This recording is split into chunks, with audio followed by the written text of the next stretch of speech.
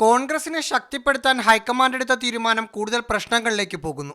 5 DCC president സ്ഥാനം മാത്രം ലഭിച്ചിട്ടുള്ള ഉമ്മൻചാണ്ടിയുടെ വിഭാഗം കോൺഗ്രസ് പരിപാടികൾ ബഹിഷ്കരിച്ചാണ് പ്രതിഷേധിക്കുന്നത്.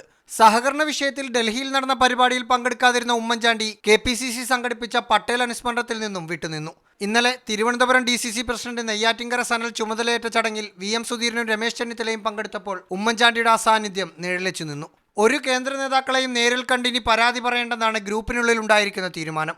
വിഭാഗത്തിനും ചില എതിർപ്പുകളുണ്ടെന്ന് രമേശ് ചെന്നിത്തല പറയുന്നു. DCC പുനഃസംഘടനയുമായി ബന്ധപ്പെട്ട് സ്വാഭാവികമായും ചില പരാതികൾ എനിക്കുമുണ്ട്, ഉമ്മൻചാണ്ടിക്കുമുണ്ട്, സുധീറിനും ഉണ്ടാകാം.